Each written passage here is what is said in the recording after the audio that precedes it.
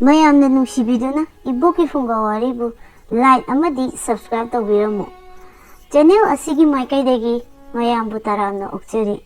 Iboki Phunga wari na ngasi puduna lakchari lausing leiba nga. Thaina mamangaida nga phaba nga karbar tawba nupa ama lairami. Mahak adu nga da yonbada sen yamna phangami.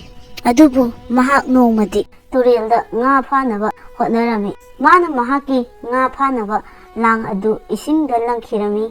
Aduga nga mayam ama changnaba ngaiduna lairami. Ngahak lairaba matungda nga phaba nupa aduna lang adugi manakta makhol ama taraklami. Mahakna makhol adu nga na changbagi makholni khalami. Mana lang adu ising adudagi lokhattuna yenglubada yamna ngakna lang aduda nga macha amakha yauraga lairami. Mana nga adu lokhatlami. Nga macha aduna nga phaba nupa aduda wa nganglaami. Nga macha aduna hairei. Nga phaba nupa aibu thadokpiyu natrabadi ai siba tare. Nga phaba nupa aduna lesumna chungdana lairami. Nga macha aduna amuk hairei. He nga phaba mioiba nangna aibu thadokpiyu. Aina nangi mateng pangge. Aibu lang asidagi amukta thadokpiyu. Aikhoigi nga kanglup mayam ama puduna laki. Mathang nangna nga phaba lakpada nangna nga mayam ama phanaba.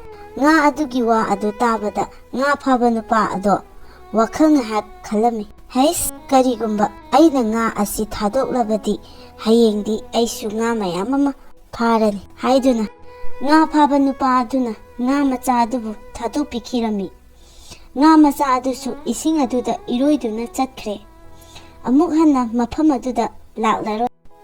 Mana mamanaba ataidasu mafam aduda nga phaba nupa ama laibani changuranu haina paw pikhirami. Nongalakpada nga phaba nupa adudi nga macha aduna magi mamanaba mayam purakani nga mayam pharani haina harauna laklami. Adubu nga ama phaba ngamkhide. Asingba nga aduna magi haija singjaba lausing aduna nga phaba nupa adudagi nanthokpa ngamkhi. Wari asida soikiba lankhiba kaya ama yaurabasu mayamna ngakpiyu.